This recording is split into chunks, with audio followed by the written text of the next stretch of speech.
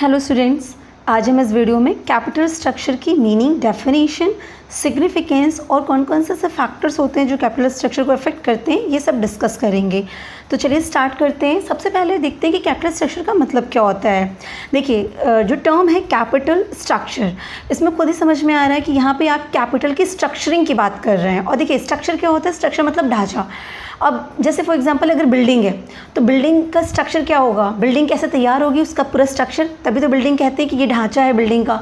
अब वो कैसे बनता है? अब हमें पता है कि उसके लिए हमें ब्रिक्स चाहिए होंगे, कॉन्क्रीट्स चाहिए होंगे, रॉड चाहिए होंगे, है ना, सीमेंट, बालू, ईंट, ये सब चाहिए होगा, तभी तो वो पूरा स्ट्रक्चर तैयार हो पाएगा। तो हम कहते हैं बिल्डिंग रेडी हो गई। मतलब कोई भी चीज़ रेडी करने के लिए वो किन चीज़ों से मिलकर बनेगी, उसी से उसका स्ट्रक्चर फ्रेम होता है। जैसे बिल्डिंग के लिए क्या स्ट्रक्चर का फॉर्म हो गया कि ये चीज़ें हैं, ब्रिक वगैरह ये सब है, ये सब जब बन जाएंगे, उनको सही से सेट कर देंगे तो पूरा बिल्डिंग का स्ट्रक्चर रेडी हो गया। इसी तरीके से हम यहाँ बात कर रहे हैं कैपिटल स्ट्रक्चर की, क्योंकि बिजनेस में क्या होता है, बिजनेस में सबसे इंपॉर्टेंट चीज़ होती है कैपिटल। अब यहाँ पे जो कैपिटल की बात की जा रही है या जिस कैपिटल की स्ट्रक्चरिंग की बात की जा रही है वो कैसी है? परमानेंट कैपिटल की बात कर रहे हैं, वर्किंग कैपिटल की बात नहीं कर रहे हैं। वर्किंग कैपिटल क्या होता है? डे टू डे ऑपरेशन के लिए होता है, जबकि परमानेंट कैपिटल जो हमेशा आपके बिजनेस को जो स्ट्रेंथ देता है कि ये इनकी परमानेंट कैपिटल जो पूरे टर्नओवर और बाकी चीज़ों को रिप्रेजेंट कर रहा होता है। तो बेसिकली परमानेंट कैपिटल काफ़ी इंपॉर्टेंट कैपिटल होती है। तो बात हम यहाँ पे कर रहे हैं कि इस परमानेंट कैपिटल की स्ट्रक्चरिंग क्या होगी। मतलब ये जो परमानेंट कैपिटल है, ये जो कैपिटल आपके बैलेंस शीट में दिखता है लायबिलिटी साइड में, इस कैपिटल को कैसे रेडी किया जाएगा, इसकी स्ट्रक्चरिंग कैसे की जाएगी, राइट। तो अब आपको पता है कि कैपिटल जब आप अगर आप न्यूमेरिकल सॉल्व करते होंगे तो आप देखते होंगे बैलेंस शीट में कि आप कैपिटल में क्या क्या चीज़ लिखते हैं। डिविडेंड शेयर हो गया, प्रेफरेंस शेयर हो गया, इक्विटी शेयर हो गया, ये सब आप क्या करते हैं? लिखते हैं कि ये सब कैपिटल के पार्ट हो गए। तो मतलब इन सब चीज़ों को ही सही से मैनेज करना और इनसे पूरी फ्रेम तैयार करना ही क्या कहलाएगी? कैपिटल स्ट्रक्चर कहलाती है।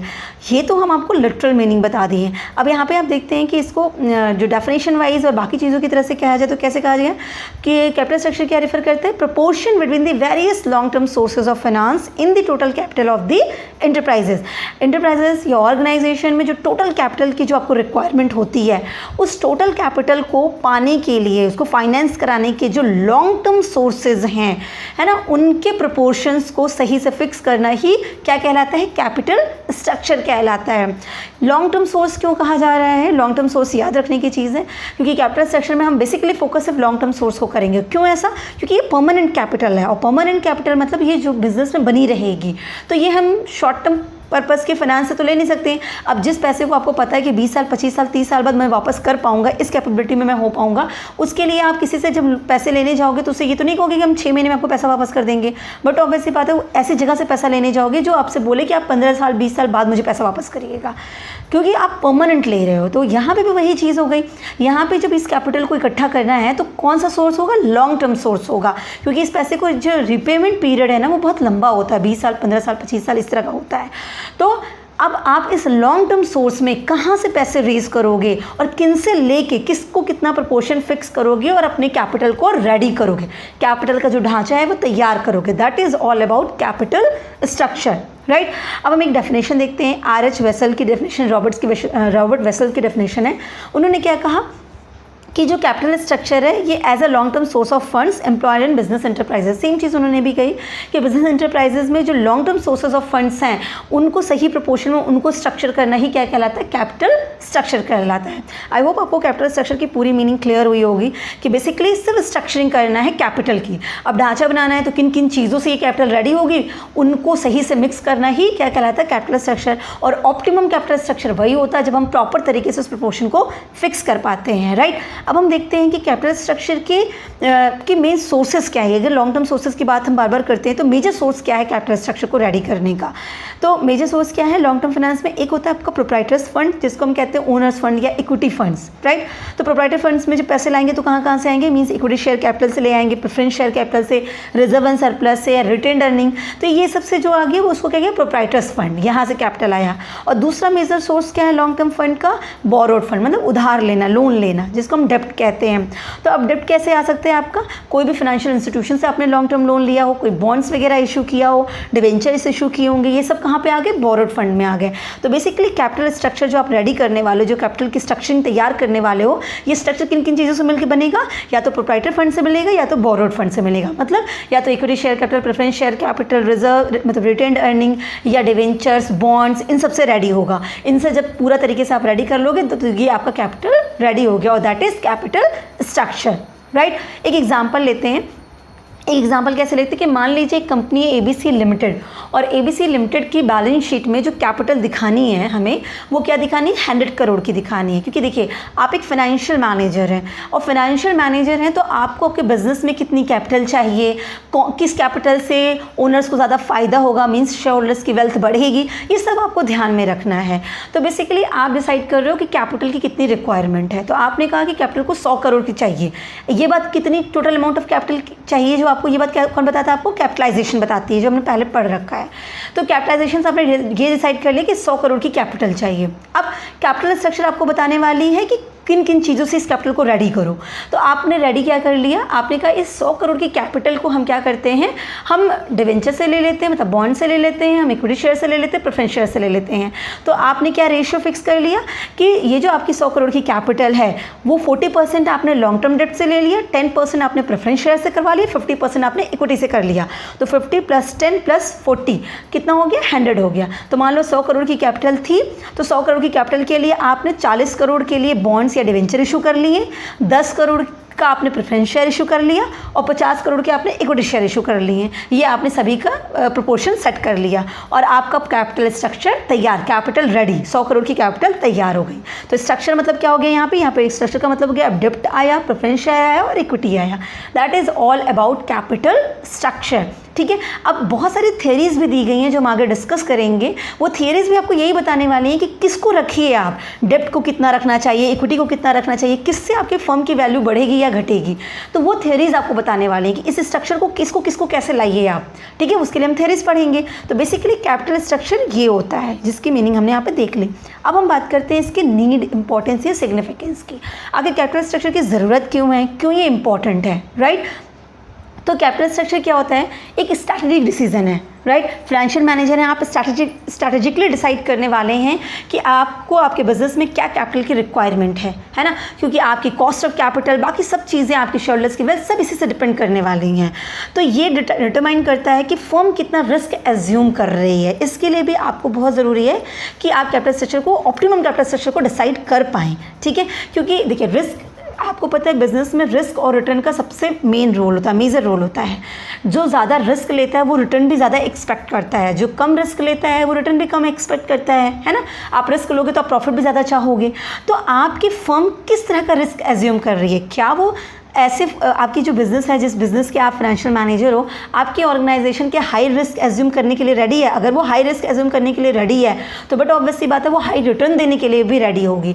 तो उस केस में उसके लिए हमें उस तरह का फंड का सोर्स ढूंढना पड़ेगा जहाँ पे रिस्क के साथ साथ प्रॉफिट के भी चांसेस या रिटर्न की चांसेस ज़्यादा हों। तो ये डिटरमाइन करती है कि फर्म किस कैपेबिलिटी में है, उसकी स्टेटस क्या है रिस्क को एज्यूम करने की, वो ज़्यादा रिस्क लेने की कंडीशन में है भी या नहीं है। तो कैपिटल स्ट्रक्चर से आप ये डिसाइड कर पाते हो, इसलिए भी ज़रूरी है। और क्यों ज़रूरी है, क्योंकि ये आपको रोकता है ओवर या अंडर कैपिटलाइजेशन के सिनेरियोज से, मतलब ये आपको बचाता है वहाँ से।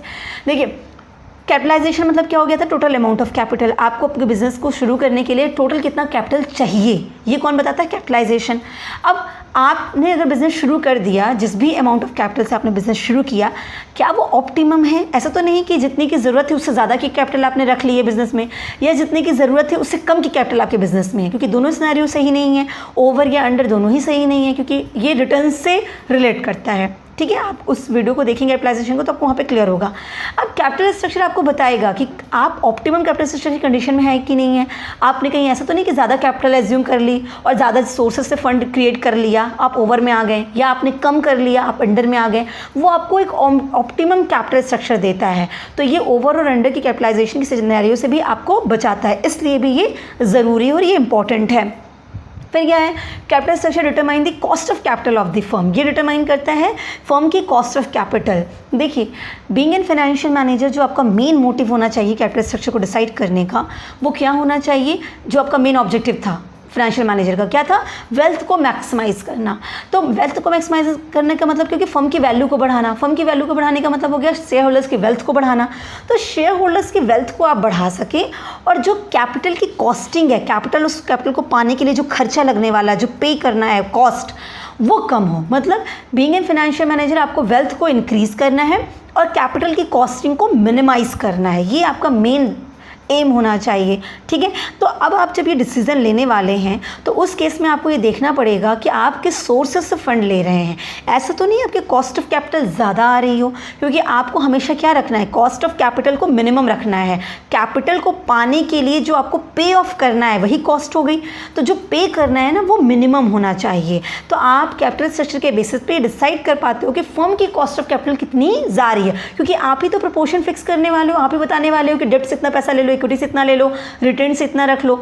तो आप जो ये ले आ रहे हो अलग अलग स्ट्रक्चर के लिए, अलग अलग जो आप मटेरियल लेके आ रहे हो वो आप ही तो डिसाइड कर रहे हो। तो आपको ये डिसाइड करते वक्त ध्यान रखना है कि कैपिटल जो कॉस्टिंग पड़ने वाली है इनको पाने की वो कम हो, मिनिमम हो।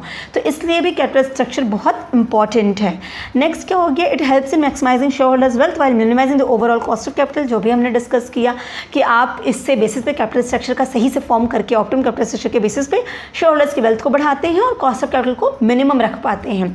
तो अब आपको स्ट्रक्चर डिसाइड करने के लिए जो हेल्प करता है ना वो थ्योरीज ही हेल्प करती हैं आपकी, जो हम आगे डिस्कस करेंगे। और क्या है, क्यों इंपॉर्टेंट है, क्योंकि ये फ्लैक्सिबिलिटी को इफेक्ट करता है, फर्म की लिक्विडिटी को।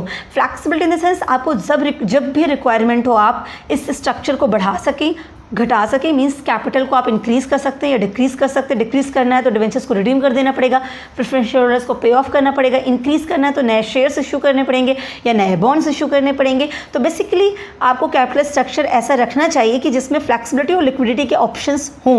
मतलब आप उससे, अब आप सबके सब इक्विटी शेयर कैपिटल से लेके आ गए, सारे के सारे इक्विटी शेयर कैपिटल्स, अब आपको कैपिटल को रिड्यूस करने की जरूरत पड़ेगी, खर्चे ज़्यादा पड़ रहे हैं, आपको रिड्यूस करना है। तो equity share holders equity share Capitals को आप कैसे रिडीम कर पाओगे, तो प्रॉब्लम आई ना, तो फ्लैक्सिबिलिटी नहीं हुई। पर अगर आपने वहाँ पे प्रेफरेंस शेयर होल्डर्स और डिवेंचर होल्डर्स को भी रखा हुआ है, तो जब अगर आपको ऐसा सिनेरियो पड़े कि आपको इसको रिड्यूस करना है, कैपिटल को रिड्यूस करना है, फ्लैक्सिबिलिटी मतलब इंक्रीज या डिक्रीज, तो आपको रिड्यूस करना है, तो इस केस में आपको ऑप्शन है, आप डिवेंचर होल्डर्स को पे ऑफ कर दीजिए, लोन को पे कर दीजिए, प्रेफरेंस होल्डर्स को रिडीम करवा दीजिए, आपकी कैपिटल कम हो गई, तो रिड्यूस हो गई आपकी। तो फ्लैक्सिबिलिटी होनी चाहिए, लिक्विडिटी होनी चाहिए, राइट। और it affects the control of the owner of the firm.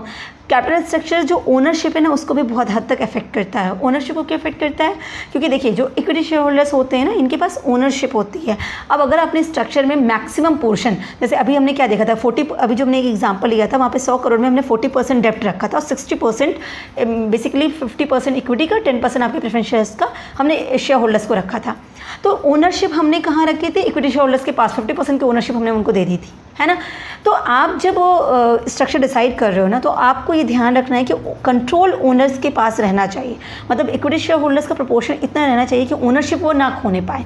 अब अगर स्ट्रक्चर आपने ऐसा डिसाइड कर लिया जहाँ पे ओनरशिप को इफेक्ट कर दिया, आपने 60% डेप्ट रख दिया, 40% इक्विटी रख दिया, तो इन दैट सिनेरियो क्या हो जाएगा, इन दैट सिनेरियो आपकी ओनरशिप जाएगी, है ना, कंट्रोल ऑफ ओनरशिप आपकी इफेक्ट करेगी। तो स्ट्रक्चर जो है ओनर्स के कंट्रोल को भी इफेक्ट करता है। आप अपना जब स्ट्रक्चर डिसाइड करोगे तो उसके बेसिस पे ओनर्स का कंट्रोल है या नहीं ये डिसाइड हो पाएगा, जो मैंने अभी आपको समझा दिया, ठीक है। अब हम बात करते हैं फैक्टर्स अफेक्टिंग कैपिटल स्ट्रक्चर। ऐसे कौन से फैक्टर्स हैं जो आपके कैपिटल स्ट्रक्चर को अफेक्ट करते हैं, मतलब उसको डिटरमाइन करने पे वो आपको अफेक्ट करने वाले हैं। आप जब प्लान कर रहे हो कि कंपनी का स्ट्रक्चर क्या होना चाहिए तो बहुत केयरफुली इसको डिज़ाइन करना पड़ता है ना, इस डिसीजन को बहुत केयरफुली लेना पड़ता है। अब लॉन्ग टर्म सोर्सेज का इम्प्लीकेशन है, तो आप ऐसा तो है नहीं कि इमीडिएट उसको चेंज कर सकते हो। आपने एक बार जो कर लिया वो 15 साल 20 साल के लिए हो गया। तो अगर लॉन्ग टर्म इम्प्लीकेशन है उन सोर्सेज का, तो बट ऑब्वियसली उनका डिज़ाइनिंग भी ऐसा होना चाहिए कि जो इम्पैक्टफुल हो और ऑप्टिमम हो। तो ऐसे कौन से फैक्टर्स हैं जिनको आपको ध्यान में रखना पड़ेगा जब आप अपने कैपिटल स्ट्रक्चर को डिसाइड करने जा रहे होगे, ठीक है। ये होता है फैक्टर अफेक्टिंग कैपिटल स्ट्रक्चर। अब इसमें पहला पॉइंट हमारा क्या हो गया, nature and size of business. Nature and size of business का क्या मतलब हो गया, आप किस नेचर के बिजनेस में हो, आप पब्लिक कंसर्न्स में हो, प्राइवेट कंसर्न्स में हो। Size of business in the sense आप स्मॉल बिजनेस को हो, आपका बिजनेस बहुत बड़े लेवल पे है, तो उस हिसाब से आप अपने कैपिटल स्ट्रक्चर को डिसाइड कर सकते हो। फॉर एग्जांपल अगर आप एक स्मॉल कंपनीज़ को बिलोंग करते हो तो वहाँ पे मेनली जो कैपिटल होती है ना वो ओन्ड कैपिटल होती है, क्योंकि स्मॉल कंसर्न्स है तो वहाँ पे आप बहुत लोन वगैरह ले लोगे तो वो रीजनेबल नहीं होता है ना, आप उनको पे ऑफ करने में प्रॉब्लम आती है। तो स्मॉल बिजनेस कंपनीज मैक्सिमम अपने कैपिटल स्ट्रक्चर में क्या रखती हैं, ओन्ड कैपिटल रखती हैं। ओन्ड कैपिटल का मतलब हो गया वही आपका प्रेफर्ड वाला जो इक्विटी वगैरह हो गया, प्रेफरेंस हो गया, इनके थ्रू वो रखती हैं कि ओनरशिप उनकी मेंटेन रहे, क्योंकि वो स्मॉल बिजनेस कंसर्न है, वो मैक्सिमम लोन को अफोर्ड नहीं कर पाएंगे। वहीं अगर बड़ी बिजनेस कंसर्न है तो वो क्या करती हैं, वो कैपिटल ओन्ड कैपिटल के साथ साथ वो जो बोरोड फंड है ना उसमें भी हैवी अमाउंट का इन्वेस्टमेंट कर रखती हैं, है ना। उसी की तरह अगर हम बात करते हैं पब्लिक या प्राइवेट्स की, अगर आप पब्लिक नेचर की यूटिलिटी हो तो उस केस में आप क्या करते हैं, डेब्ट को ज़्यादा एम्प्लॉयड करते हैं। डेब्ट को क्यों, क्योंकि स्टेबिलिटी होती है, वहाँ पे रेगुलरिटी ऑफ अर्निंग होती है, मतलब आपको पता है कि इतना आपको पता है कि इतनी इनकम मुझे आती रहेगी और मैं डेब्ट का पेमेंट कर सकता हूँ, है ना। डेब्ट के अपने बहुत सारे फ़ायदे होते हैं, अगर आप डिवेंचर इशू करते हो तो उसके बहुत सारे फ़ायदे होते हैं। अभी हम देखते हैं, एक तो मेजर सोर्स होता है टैक्स, तो अभी हम आगे डिस्कस करेंगे उसको। तो मान लीजिए अगर आप पब्लिक यूटिलिटी है और आपको पता है कि आपको एक रेगुलर नेचर ऑफ अर्निंग है, तो अगर आपको रेगुलर नेचर ऑफ अर्निंग है, इनकम में स्टेबिलिटी है, तो आप डेब्ट का पेमेंट भी रेगुलर बेसिस पे कर पाओगे, उनके इंटरेस्ट का पेमेंट रेगुलरली कर पाओगे। इन दैट केस आप डेब्ट के प्रोपोर्शन को ज़्यादा कर सकते हो। लेकिन अगर आप प्राइवेट यूटिलिटी हो और आपको आपकी इनकम में स्टेबिलिटी नहीं है, स्टेबल अर्निंग नहीं है, इन दैट सिनेरियो आप इक्विटी कैपिटल को प्रेफर ज़्यादा करोगे, आप बोरोड कैपिटल को प्रेफर नहीं कर पाओगे। तो nature and size of business decide करेगा कि आपका कैपिटल स्ट्रक्चर क्या होना चाहिए, राइट। नेक्स्ट हम देखते हैं कॉस्ट ऑफ कैपिटल, ठीक है।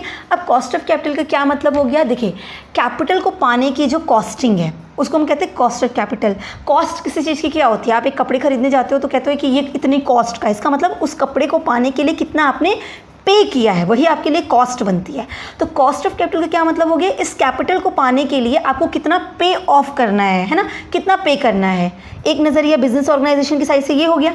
दूसरा नज़रिया समझिए, इन्वेस्टर वो आपको कैपिटल जब दे रहा है तो वो कितना उम्मीद कर रहा है कि इतना आप उसको हर बार पे करोगे, मतलब वो कितना रिटर्न आपसे एक्सपेक्ट कर रहा है, राइट। तो बेसिकली कॉस्ट ऑफ कैपिटल क्या हो गया, वो मिनिमम रिटर्न जो एक कंपनी को अर्न करके पे करना ही है, इतना तो उसको रिक्वायर्ड है, क्योंकि उस कैपिटल को पाने के लिए उसको इतना तो पे ऑफ कॉस्ट करनी, इतना तो रिटर्न उसको इन्वेस्टर्स को प्रोवाइड करना ही करना है। इसका मतलब मिनिमम रिटर्न जो उसको अर्न करना मैंडेटरी है, उसी को कहते हैं कॉस्ट ऑफ कैपिटल, है ना। कैपिटल को पाने का जो कॉस्टिंग आपको लगनी, जिसका पे करना, जैसे कि डिवेंचर आपने लिया तो डिवेंचर्स को, अगर आपने डिवेंचर होल्डर्स डिवेंचर्स इशू किए तो अब उनको क्या पे करना पड़ता है, आपको हर बार इंटरेस्ट पे करना पड़ता है। तो अगर आपने 15% के डिवेंचर इशू कर दिए, इसका मतलब हर बार आपको 15% का इंटरेस्ट देना पड़ेगा। तो इसका मतलब आप उस डिवेंचर से इतना तो कमाओ कि कम से कम 15% तो निकल जाए, है ना, क्योंकि 15% की तो कॉस्टिंग है, इतना तो पे करना ही करना डिवेंचर होल्डर को, हर बार इंटरेस्ट पे करना होगा। तो कम से कम उस डिवेंचर का पैसा ऐसी जगह इन्वेस्ट करो कि कम से कम 15% का रिटर्न तो आपको मिले, मिनिमम रिटर्न। तो कॉस्ट ऑफ कैपिटल को मिनिमम रिटर्न भी कहते हैं, कि मिनिमम रिटर्न जो एक कंपनी एक्सपेक्ट करती है कि इतना तो उसको पाना ही पाना है, जो उसको पे ऑफ करना है इन्वेस्टर्स को, राइट। तो अब क्या हो गया कि आप कॉस्ट ऑफ कैपिटल को कितना अर्न कर पाओगे, मतलब आपकी क्या कैपेबिलिटी है। बट ऑब्वियस सी बात है, कोई भी ऑर्गेनाइजेशन जब कैपिटल स्ट्रक्चर डिसाइड करेगी तो उसका मेन ऑब्जेक्टिव यही होना चाहिए कि कॉस्ट ऑफ कैपिटल कैसी हो, मिनिमम हो, जिससे वो आराम से उसको जितना भी required rate of return investors का है वो उसको सेटिस्फाई कर पाए, इन्वेस्टर्स का उनको पे ऑफ करे।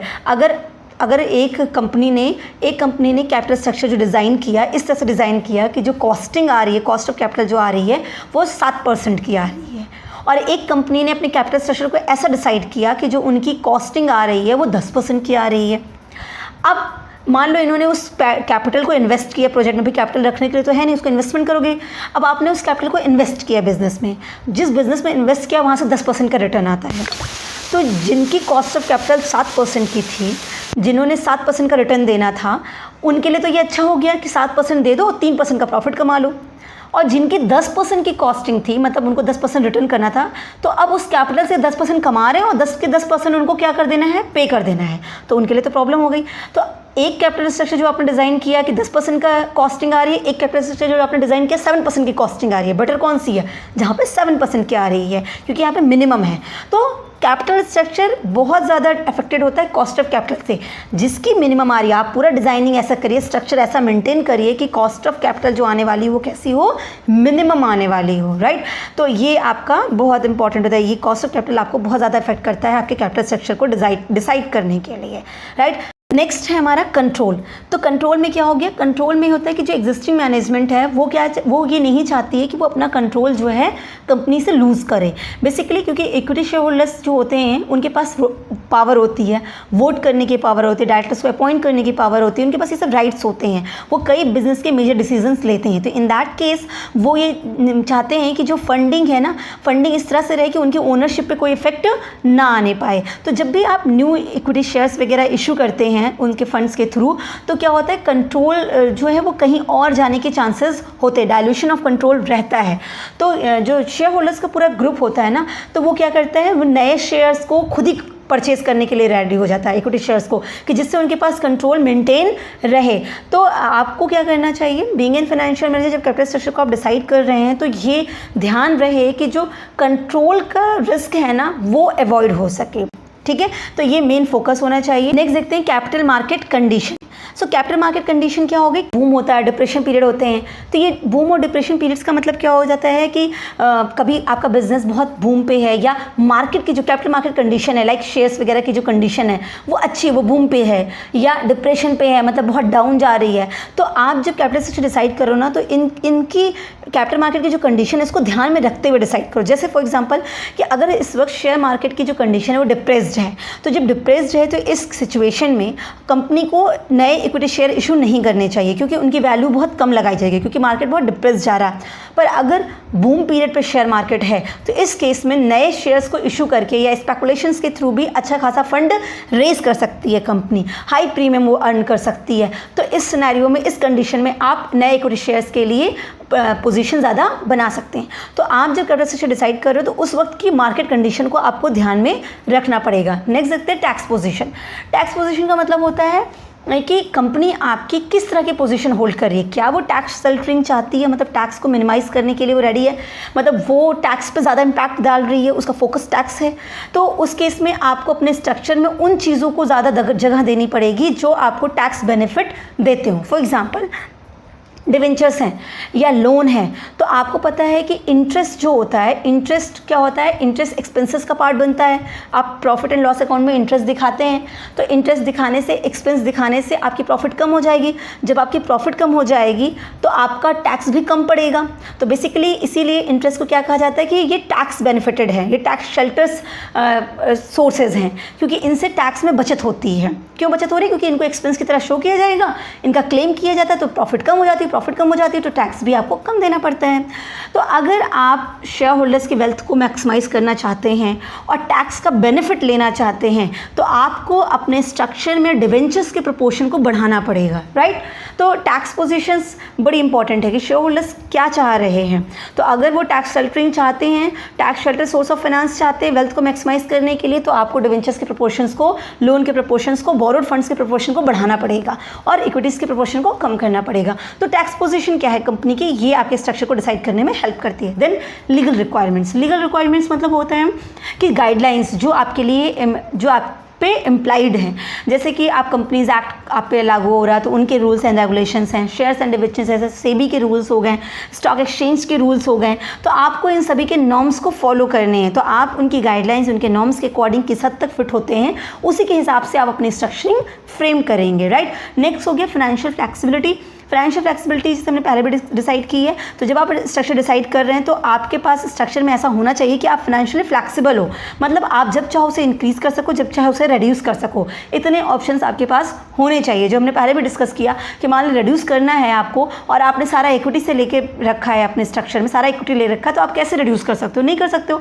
तो आपको अपने प्रोपोर्शन को ऐसे फिक्स करना पड़ेगा कि अगर आपको रिड्यूस करना है या आपको इंक्रीज करना है तो आपके पास ऑप्शंस हों। तो फाइनेंशियल फ्लेक्सिबिलिटी आपके स्ट्रक्चर में रहे, आपको वो आप किस हद तक चाह रहे हैं, ज़्यादा या कम, उसके हिसाब से अपनी स्ट्रक्चरिंग आप फ्रेम करेंगे कैपिटल की। तो आई होप आपको पूरा कैपिटल स्ट्रक्चर क्लियर हुआ होगा। अब हम आगे उसकी थ्योरीज को डिस्कस करेंगे। So wish you all the best. Thank you so much.